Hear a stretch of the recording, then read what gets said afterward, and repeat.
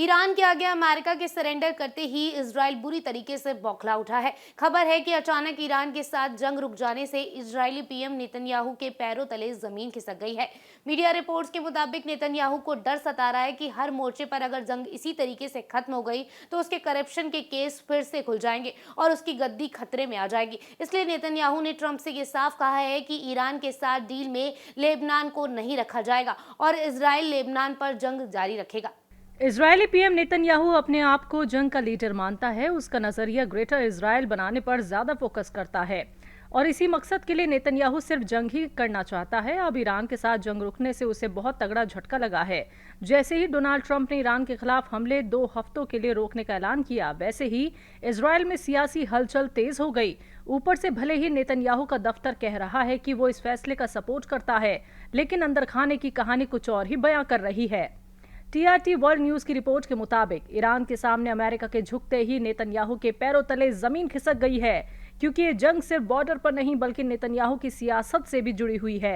Experts का मानना है कि अगर जंग थम गई तो नेतन्याहू के खिलाफ पुराने करप्शन के केस फिर से खुल सकते हैं और उसकी कुर्सी खतरे में पड़ सकती है।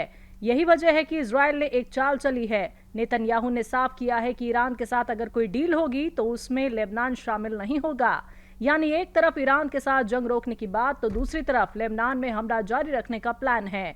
दरअसल 2 मार्च के बाद से लेबनान में हालात लगातार बिगड़ते जा रहे हैं। हिजबुल्लाह के रॉकेट, इजरायली एयर स्ट्राइक और सैकड़ों लोगों की मौत।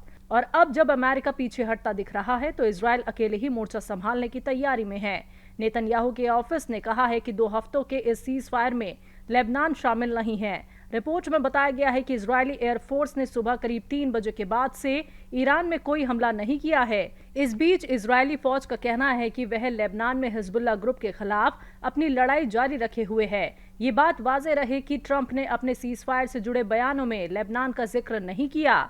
इससे ये बात अनसुलझी ही रह गई कि लेबनान पर इजरायल के हमले, जिनमें 1500 से ज्यादा लोग मारे गए हैं और जिनमें से कई आम नागरिक थे, क्या अब रुक जाएंगे? सीधे लफ्जों में कहें तो जहां एक तरफ अमेरिका सीजफायर की बात कर रहा है तो वहीं नेतन्याहू इस जंग को जिंदा रखना चाहता है, क्योंकि उसके लिए ये सिर्फ जंग नहीं बल्कि सत्ता बचाने की आखिरी लड़ाई बन चुकी है।